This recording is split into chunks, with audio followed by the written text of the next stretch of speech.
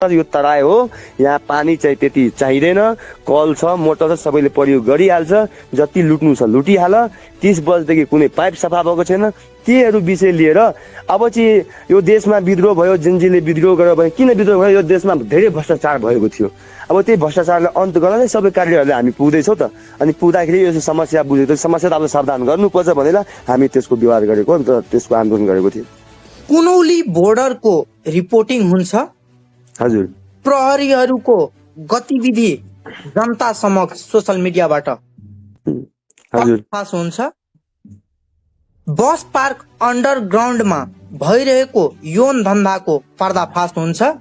हजुर। पत्रकार विकी सिंहको सगरमाथा सन्देश सञ्चारबाट यो कुरा अवगत हुँदा केही दिनमै विकी सिंह पक्राउ पर्छ।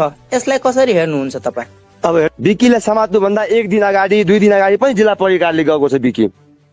त्यहाँ गएर कुनै पनि हाकिमसँग पनि भेटेको छ। त्यस्तै थियो भने विकीलाई त्यो दिन किन समातेन? अनि कुनौलीको बोर्डरको प्रहरीको भिडियो हाल्दाखेरि किन भिडियो हालेपछि किन समातियो? यहाँ कुरा त्यो उठेको छ कि त्यो मेन कुरा त्यो चाहिँ गलत भएको छ। यदि मुद्दै थियो भने 1 दिन 2 दिन पहिला पनि अगाडि जिल्ला गएको त्यो व्यक्ति, त्यसलाई किन समातेन? अनि प्रहरीको भिडियो हाल्दाखेरि समात्ने, प्रहरी गल्ती गर्दाखेरि त्यसको बारेमा बोल्न नपाउने। 18 वर्षदेखि बुढाबुढी त्यही स्थानीय भएर राजविराजको खानेपानीमा एउटा गढ बनाएर बसेको देखियो। अनि त्यहाँ के छ, सरकारी नम्बर प्लेटलाई प्राइभेट नम्बर गरेर त्यो लेखाहरूले प्रयोग गर्दाखेरि त्यो हाकिमले चाहिँ त्यो गाडी तानेको रहेछ। अनि हाकिमले तान्दाखेरि हस्पिटल त अनि कर्मचारीहरूलाई अलि लाइनमा ल्याउन खोज्दाखेरि उसको चाहिँ चलखेल गरेर सरवा गरियो। नमस्कार दर्शकबिन, स्वागत गर्न चाहन्छु तपाईहरुलाई तपाईहरुकै मनपर्ने कार्यक्रम संवादमा। र आजको संवाद सप्तरीको राजविराज केन्द्रित हुनेछ। राजविराजमा पछिल्लो दिन केही घटनाहरूलाई यसो हेर्दा प्रहरीको ध्यान कस्तो छ, त्यहाँको नागरिक कुन कुन प्रश्नहरू उठाइरहेको छ, पत्रकारहरू कुन कुन एजेन्डा लिएर कुरा गर्दै हुनुहुन्छ, बस पार्क किन सञ्चालनमा भएन। नमस्कार दर्शकबिन, स्वागत गर्न चाहन्छु तपाईहरुलाई तपाईहरुकै मनपर्ने कार्यक्रम संवादमा। र आजको संवाद सप्तरीको राजविराज केन्द्रित हुनेछ। राजविराजमा पछिल्लो दिन केही घटनाहरूलाई यसो हेर्दा प्रहरीको ध्यान कस्तो छ, त्यहाँको नागरिक कुन कुन प्रश्नहरू उठाइरहेको छ, पत्रकारहरू कुन कुन एजेन्डा लिएर कुरा गर्दै हुनुहुन्छ, बस पार्क किन सञ्चालनमा भएन, साथसाथै अहिलेको जेनजी युवाहरूको मागहरू के छ, यही सन्दर्भमा रहेर आज हामी एउटा जेनजी पुस्ताका नयाँ युवा मुस्तकिम आलमसँग हामी आजको संवाद मार्फत तपाईहरुलाई अवगत गराउँछौँ कि वास्तविकता के हो। सर्वप्रथम मुस्तकिमजी, स्वागत गर्न चाहन्छु हजुरलाई। धन्यवाद हजुरलाई। जेनजी आन्दोलन भयो, हजुर। देशको विभिन्न संरचनाहरू पनि ठाउँ ठाउँमा भत्कियो, आगो लाग्यो, परिवर्तन आयो। अहिलेको सरकारले जुन रवैयाले आफ्नो गतिविधि गर्दैछ, के तपाईहरु सन्तुष्ट हुनुहुन्छ? अब यस्तो छ यसमा कि हामी सन्तुष्ट भन्दा पनि अहिले सन्तुष्ट नै छौँ। किनभने कि अहिले हाम्रो सरकारको 2 महिना मात्र भएको छ, हैन? भर्खर 2 महिना भएको छ। अब 2 महिनामै सबै कुरा परिवर्तन पनि होइन। अब सरकारले पनि अब ठ्याक्कै हाम्रै पक्षमा 100% काम गर्दैछ त्यो पनि होइन। तर पनि अहिले चाहिँ हामी सरकारप्रति नकारात्मक सोच्दैनौँ। किनभने 2 महिना भएको छ, हामीले धेरै वर्ष हेरेको छ यहाँ सरकार बिताएको, तर केही परिवर्तन भएको छैन। अब 2 महिना भइसक्यो, कति कुरा गोप्य छ, अहिले गोप्य तरिकाले पनि अनुसन्धान हुँदैछ। अब त्यस्तो त खासै अहिले चाहिँ नराम्रो भन्न मिल्दैन। अब हामी अहिले 4 महिना टाइम छ, जब कि हामीले 35 घन्टा 30 घन्टामा सरकार ढाल्न सक्छ भने त उहाँले पनि त हटाउन सक्छ नि, त्यस्तो भयो भने। म तपाईलाई टु दी पोइन्ट लग्न चाहे, सप्तरीमै केन्द्रित। हजुर। कुनौली बोर्डरको रिपोर्टिङ हुन्छ। हजुर। प्रहरीहरूको गतिविधि जनता समक्ष सोशल मिडियाबाट पर्दाफास हुन्छ। बस पार्क अन्डरग्राउन्डमा भइरहेको यौन धन्दाको पर्दाफास हुन्छ। हजुर। पत्रकार विकी सिंहको सगरमाथा सन्देश सञ्चार बाट यो कुरा अवगत हुँदा केही दिनमै विकी सिंह पक्राउ पर्छ। यसलाई कसरी हेर्नुहुन्छ तपाईँ? अब हेर्नु, अब विकी सिंहलाई चाहिँ हामीले चिन्छौँ होइन। अब हामीले विकी सिंहको सबै कुरा ठिकै हो भन्दा पनि मिल्दैन। के अब भर्खर सुरु गरेछ उहाँले, युवा हो, के गल्ती पनि गर्नुहुन्छ। अब सानो सानो गल्ती हुन्छ, त्यो सिक्दै जान्छ। तर यो घटनामा विकीले चाहिँ जुन राजब्याजमा हुने जो यो धन्दा भन्नुभयो त्योहरू चाहिँ राम्रो गर्दैछ, विकीले चाहिँ उजागर गर्दैछ। किनभने हामीले त्यो हाम्रो समाजप्रति जुन नराम्रो हुन्छ त्यो चाहिँ उजागर गर्नुपर्छ, बोल्नुपर्छ। र त्यो गर्दा चाहिँ राम्रै हो। र यो जुन त्यो कुनली बोर्डरको कुरा भन्नुभयो, ठिक छ। विकीको कुरा मैले चाहिँ विकीलाई चाहिँ समात्दाखेरि मलाई चाहिँ ठाउँ ठाउँबाट फोन आयो है, यी तपाईँहरू जेनजीको ऊ हो, अनि जेनजी जस्तै जेनजी युवालाई त्यसरी पत्रकार भए त न्युज गर्दा चाहिँ समातेको छ, के हो त्यसको कुरा भन्दाखेरि मैले चाहिँ त्यो कुरामा चाहिँ लागेँ के बुझ्न जाँदाखेरि मलाई के बुझ्न पाएँ त्यहाँबाट कि विकीमाथि चाहिँ पुरानो के केस रहेछ। त्यही राजविराजकै एउटा अस्ति कुनै घटना बेलुका राति 11 बजेतिर त्यहाँ राजदेवीमा भएको रहेछ एउटा बुढोसँग, त्यो गाईको विषयमा लिएर। अनि त्यो चाहिँ घटनामा चाहिँ निवेदन उसको माथि परेको छ। निवेदन पर्दाखेरि उसको चाहिँ केही दिनपछि 10 दिनपछि हामीले करिब 10-15 जना त्यहाँ बुझेको 10-15 मलाई पनि बोलाएको छ त्यो मिटिङमा। तर म टाइम नभएर म गएको होइन। तर हामीले त्यो दाइहरू चाहिँ पठाएको थिएँ मिटिङमा। त्यहाँ मिटिङमा गएर त्यो सबै कुरा भयो। अनि विकीको बुवाहरू पनि थियो त्यहाँ। 15,000मा फाइनल भयो, 15,000को दिनु भनेर। अनि यो कुरा चाहिँ मिलिहाल्छ, ठ्याक्कै छ। त्यही कुरा भयो। अब तिनीहरूको त्यहाँबाट सिध्यो, हामीले त्यो कुरादेखि अब कसैले मतलबै भएन है। त्यसपछि विकीलाई समात्नुभन्दा 1 दिन अगाडि 2 दिन अगाडि पनि जिल्ला प्रहरी कार्यालय गएको छ विकी। त्यहाँ गएर कुनै हाकिमसँग पनि भेटेको छ। त्यस्तै थियो भने विकीलाई त्यो दिन किन समातेन? अनि कुनलीको बोर्डरको प्रहरीको भिडियो हाल्दाखेरि किन भिडियो हालेपछि किन समातियो? यहाँ कुरा त्यो उठेको छ कि त्यो मेन कुरा त्यो चाहिँ गलत भएको छ। यदि मुद्दै थियो भने 1 दिन 2 दिन पहिला पनि अगाडि जिल्ला गएको त्यो व्यक्ति, त्यसलाई किन समातेन? अनि प्रहरीको भिडियो हाल्दाखेरि समात्ने, प्रहरी गल्ती गर्दाखेरि त्यसको बारेमा बोल्न नपाउने। त्यस्तो हिसाबले हामी यो प्रति पुरै ध्यान दिएको छौँ र हामी मन्त्रालयमा पनि यो कुरा राखिसकेको छौँ कि यस्तो यस्तो भएको छ हाम्रो सप्तरीमा। यहाँ तस्कर गर्नेलाई संरक्षण दिने अनि तस्करको उजागर गर्नेलाई चाहिँ मुद्दा चलाउने, यो चाहिँ कदापि अब चाहिँ हुँदैन भनेर हामी चेतावनी समेत दिएको छ। यही रवैया रह्यो भने प्रहरी माथि जुन आस्था विश्वास आम जनताको छ त्यो रहिरहन्छ कि त्यो पनि डगमगाउँछ? जेनजी पुस्ताले यो कुरालाई कसरी हेर्नुहुन्छ? हेर्नु, हामी त प्रहरीहरू साथीहरूले त्यही भन्छ। अब प्रहरी भन्दाखेरि हाम्रो देशको एउटा सुरक्षा निकाय हो होइन। हामी जनताले प्रहरी चाहिन्छ नै। तर प्रहरी पनि अब अलि हामी हाम्रो यो देशमा के भयो, कस्तो विद्रोह भयो, के कारण भयो, त्योहरू पनि अलिक बुझिदिनुपर्छ। जनताको कुरा सुनिदिनुपर्छ। नेताहरूको कुरा चाहिँ अब सुन्नु भएन। कम्तीमा जनताको यहाँको गुनासो सुनियो भने प्रहरी मेरो साथी किन भन्छ? अनि प्रहरी मेरो साथी भनेर नेताको कुरो मात्र सुन्ने अनि जनताको कुरा नसुन्दाखेरि भोलि गएर कतै आन्दोलन हुँदाखेरि जेनजीहरू गएर प्रहरीमाथि किन ढुङ्गा पत्थर त्यति गर्छ? कारण नै त्यही भएको छ। प्रहरीप्रति नकारात्मक सोचिहालेको छ। किनभने ती अब 2-4 जना प्रहरी त्यसो घुस नेताको चाकरी गर्ने प्रहरी भएर त्यो कारणले गर्दा सबै प्रहरी बदनाम हुँदैछ। अहिले प्रहरीको हौसला घटेको छ। कारण त्यहीहरू हो। अब पनि प्रहरीहरू यो चाहिँ ऊ गरेन, समस्या सावधान गरेन भने पछिको दिनमा गएपछि अझै झन् योभन्दा पनि बढी घटना हुन्छ। अलिक सानो सानो विवादमा प्रहरीमाथि ढुङ्गा हुन्छ कुरा। खानेपानी कार्यालयमा हजुरहरूले तालाबन्दी गर्नुभयो। हजुर, कुन परिस्थितिले गर्दा त्यहाँ तालाबन्दी गर्नुभयो? अब यहाँ परिस्थिति एउटा चाहिँ त्यो हाकिम भन्ने एउटा राजाराम हाकिम भन्ने आएको थियो यहाँ है।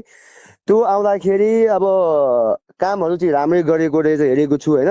नगरपालिकासँग सोद्धा नगरपालिकासँग पनि राम्रै समन्वय गरेको छ। जिल्ला सिडिओ साहबसँग राम्रै समन्वय गरेको छ। अनि उहाँको 11 महिना सरुवा भयो भन्दाखेरि हामी चाहिँ बुझ्न गयो कि यस्तो यस्तो मान्छे किन सरुवा भयो भन्दाखेरि, किनभने त्यो हाकिमलाई म चिन्ने पनि होइन है, न त्यो अरू कसैलाई चिन्छु मैले। त्यो बुझ्नलाई हामी गयो, त्यो हाकिमले किन सरुवा। अनि त्यहाँ बुझ्न जाँदाखेरि अब कुनै फिल्डमा जाँदाखेरि त्यहाँ त धेरै कुरा थाहा हुन्छ। अनि त्यहाँ के भयो भन्दाखेरि 18 वर्षदेखि बुढाबुढी त्यही स्थानीय भएर राजविराजको खानेपानीमा एउटा गढ बनाएर बसेको देखियो। अनि त्यहाँ के छ, सरकारी नम्बर प्लेटलाई प्राइभेट नम्बर गरेर त्यो लेखाहरूले प्रयोग गर्दाखेरि त्यो हाकिमले चाहिँ त्यो गाडी तानेको रहेछ। अनि हाकिमले तान्दाखेरि हस्पिटल त अनि कर्मचारीहरूलाई अलि लाइनमा ल्याउन खोज्दाखेरि उसको चाहिँ चलखेल गरेर सरुवा गरियो। ठिकै छ, सरुवा गरियो, त्योदेखि हाम्रो कुनै गुनासो छैन, त्यो सरुवा गर्ने त्यो माथि निकायको काम हो। तर हाम्रो राजविराज सप्तरीमा भने यदि निमित 5 तहको हाकिम थियो त्यो सरुवा हुने, त हाम्रो राजविराजमा दरबन्दी भनेको 7 तहको हो। हामी 7 तह पठाउनु न, 5 तहले काम भएन, 7 तह त पठाइदिनु पर्छ नि। तर 7 तह पठाउँदैन, किन पठाउँदैन हाम्रो हिसाबले है, किन पठाउँदैन भन्दाखेरि त्यो लेखा भन्ने मान्छे चाहिँ 5 तह भन्दा माथिले चाहिँ आउन दिइरहेको छैन यहाँ, किनभने त्योभन्दा उसको सिनियर आइहाल्छ, उसलाई केही गर्न दिँदैन। अब कुरा रह्यो, अब बुढाबुढी छ एउटै ठाउँमा छ, त्यसको पनि हाम्रो गुनासो होइन के, तर रहेर भ्रष्टाचार भएको छ, गलत गरेको छ, त्यसको गुनासो।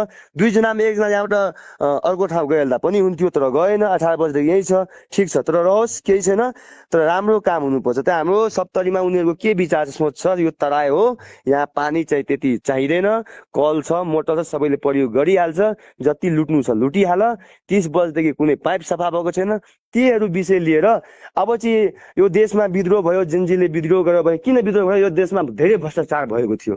अब त्यही भ्रष्टाचारलाई अन्त गर्न सबै कार्यहरूले हामी पुग्दैछौँ त, अनि पुग्दाखेरि यो समस्या बुझेको, समस्या त अब सावधान गर्नुपर्छ भनेर हामी त्यसको विवाद गरेको र त्यसको आन्दोलन गरेको थियो। बस पार्कको लागि आन्तरिक द्वन्द्व छ कि कुनै घुसपैठ भइरहेको छैन, जसको कारणले गर्दा त्यो बस पार्क सञ्चालनमा आइरहेको छैन? यसमा तपाईहरूको ध्यान समय समयमा त जान्छ, तर यो निष्कर्षमा किन पुग्न सकेको छैन? हेर्नु, अब तपाईँले एकदम राम्रो क्वेसन गरिहाल्नुभयो होइन। बस पार्क भनेको हाम्रो सप्तरीको एउटा सान हो, र यो बस पार्कमा हामीले के मैले भन्ने सिधा कुरा भन्छु, यो बस पार्कमा हामी लाग्दाखेरि बस पार्क सुरुमा उद्घाटन हुन्छ भने उद्घाटन गरौँ, अनि त्यसपछि सुरु गरिदिउँ भने हामी विचारमा गऱ्यौँ, किनभने यहाँ नेताहरूले चाहिँ गर्न सकिरहेको छैन यिनीहरूको आफ्नै विवादले। अनि हामी त्यहाँ बस पार्कमा सुधार गर्न जाँदाखेरि यहाँ विभिन्न किसिमको बाधा आयो के भन्दाखेरि, अब नाम त्यसको पनि आयो समस्या, अब त्यहाँ नाम लेख्नु भएन होइन, कतिको सोच छ त्यहाँ फलामोको नाम रहनु भएन, फलामोको नाम चाहियो होइन, उसको चाहिएन, उसको चाहियो, त्यस्तै त्यो हिसाबले त्यो नामको शिलालेखमा कुरा विवाद भयो। त्यसमा पनि हामीले त्यो कुराले इग्नोर गर्यो, किनभने त्यो अब नियम हो, त्यसको जसको कार्य हुन्छ त्यसले चाहिँ गर्छ, ठिकै छ। यहाँ यातायातमा पनि के छ, 20-25 प्रणाली छ, अनि यातायातले पनि एउटा दादागिरी हिसाबले नै गर्छ क्या राजविराजमा। अब 15 जनाले मान्यो, 10 जना मान्छ, अब 10 जना को मान्दैन, त्यो परिचालित व्यक्ति भएर आएको मान्छे मान्दैन। अब यहाँ भनेको ठोस निर्णय नगरपालिकाले, यहाँको जिल्ला प्रशासनले समन्वय गरेर यहाँ ठोस निर्णय गरेर मात्र बस पार्क सञ्चालन हुन सक्ने हामीले त्यो त्यहाँको गर्दाखेरि बुझेको छौँ। यहाँ भन्दाखेरि अब उपमेयरले अब उहाँले महिला हो त्यही भएर हेपाइरहेछ कि, अब त्यसले आफ्नो जे हुन्छ उसको मेयरको पावर त्यो सो गरिरहेको छैन कि, त्यहाँ भनेको यहाँ आफ्नो नगरपालिकाले ठोस निर्णय लिएर मात्र सुचारू गर्न खोज्यो भने अनि मात्र हुन्छ। किनभने हामी अहिले राजविराजमा हेर्छु, बस पार्कले गर्दा हाम्रो राजविराज पुरै व्यस्त भएको छ, कुनै बाटो बेलुका 2 बजे 3 बजेपछि पुरै बाटो जाम हुन्छ सबैको। त्यो भनेको यहाँको जनताकै लागि हामी लडेको हो, गर्दैछौँ। अब उहाँहरू अहिले चाहिँ के भन्छ 75 लाखको कार्यपालिका बैठकबाट निर्णय गरेर त्यो के भन्छ अनलाइन मिटिङ खोलेको छ, त्यो फर्म भन्ने त्यो ठेकाको लागि खोलेको छ। अनि अब खोइ अब 75 लाखमा मान्छे आयो भने आयो भने फेरि त्यसलाई निर्णय गरेर 50 लाख 52 लाखमा गर्ने सुन्दैछु। त्यसको बजेट निकाल्छ, खोल्छ, ठेका खोल्छ। अब त्यो प्रक्रियामा गइसक्यो। अब भन्छ हामीले त्यो कानुन प्रोसेसमा छौँ, अब त्यहाँ गएर हामी के अब यस्तो भयो, तिनीहरूले यस्तो कानुन हराइदिन्छ, हामी बिचमा बाध्य हुन्छ कि अब हरेक कुरा चाहिँ लडेर त्यो फोडेर झगडा गरेर आन्दोलन गरेर समस्या समाधान पनि गर्ने होइन। अब कति खालि युवाहरू पिटाइ खाने जहिले पनि त्यो आन्दोलन गरेर तोडफोड गरेर। अब यहाँको वासीको भन्दाखेरि सप्तरीको नेताहरू अलि अर्कै हिसाबले हिँड्छ के, यहाँको जनताप्रति अर्कै हिसाबले सोच्छ, त्यही कारण त्यस्तो समस्या आएको छ अहिले। युवाहरूले आवाज उठाउँदा स्थानीय नेतृत्व किन व्यवस्था गर्छ? तपाईहरूको बुझाइ के छ यसमा? अब मैले यस्तो भयो कि अब युवाहरूले आवाज उठाउँदाखेरि म अघि पनि भनेको, यहाँ भनेको सप्तरीमा अब युवाहरूको आवाज चाहिँ सुन्ने, अब जस्तै निकायहरू छ यहाँ जुन तपाईँले स्थानीय भनौँ तिनीहरू चाहिँ एउटा सुन्ने चाहिँ मौका आयो कि अब अर्कोबाट परिचार भयो त्यसलाई चाहिँ साइड लगाइदिन्छ क्या। अब यसको कुरा अब यस्तो हाम्रो राम्रो कुराको आवाज उठ्यो भने त्यसलाई कसरी दाब्ने, कसरी हटाइदिने, अर्को पक्षले चाहिँ आएर त्यहाँ ऊ सिस्टम लगाइदिन्छ। हाम्रो त्यो अहिले त्यही सामनाहरू गर्दैछौँ। अब तिनीहरूको पनि अलि चाहिँ पोजिटिभ भयो भने, युवाहरूप्रति आवाज उठाएको पोजिटिभ भयो भने पक्कै पनि हाम्रो परिवर्तन हुन्छ सप्तरी। किनभने यहाँ सप्तरीमा धेरै निकायको हाकिमहरूले यहाँ सप्तरीले पछाडि गर्ने नै आउँछ क्या। सप्तरीको विकासको एजेन्डामा जेनजी युवाको सहभागिता कस्तो देखिन्छ तपाईँलाई? एकदम जेनजी युवा एकदम सहभागिता, किनभने योले मौका आएको छ जेनजी युवाको सप्तरीप्रति गर्ने। किनभने हामीले पहिला त गर्न पाउँथेनौँ, केही कसैले सुन्थेन। अहिले चाहिँ एकदम राम्रो छ, सबै युवाहरूको एकदम राम्रो सोच छ। जतिखेर हामी विकासको कुरामा अगाडि बढ्ने खोज्छौँ कि हामीसँग सबै साथीभाइहरू आएर साथ दिन्छ।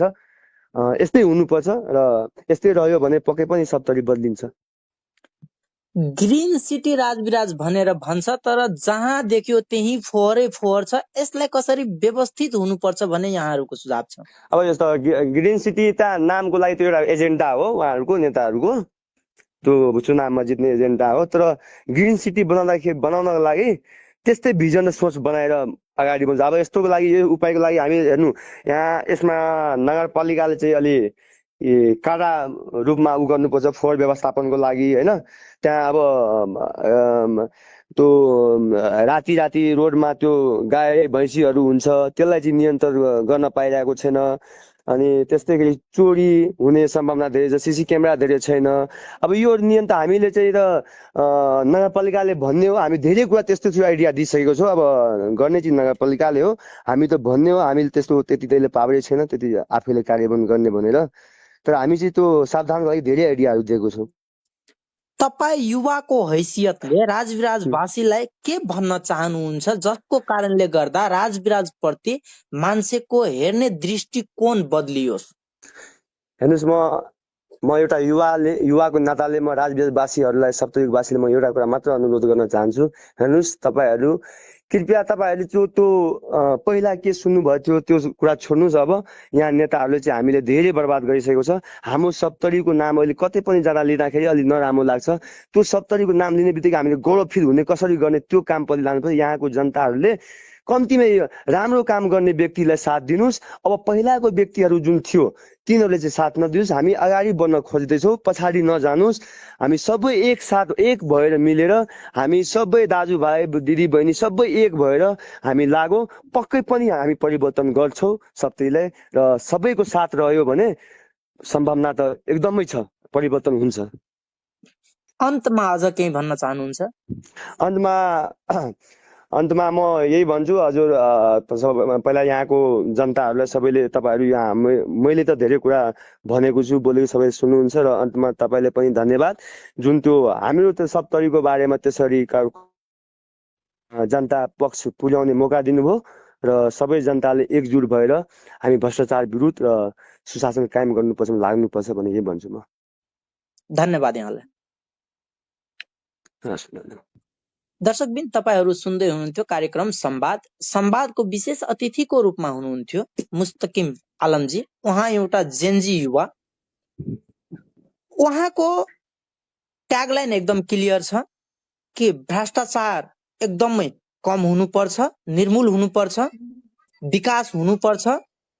युवाको जति पनि आवश्यकता छ, स्वास्थ्य, शिक्षा, रोजगार, त्यतातिर नेतृत्वको ध्यान हुनुपर्छ। तपाईहरुलाई उहाँको विचार कस्तो लाग्छ, आफ्नो प्रतिक्रिया राख्नुहोला भन्दै आजको कार्यक्रमबाट म पनि बिदा हुन चाहन्छु। धेरै धेरै धन्यवाद।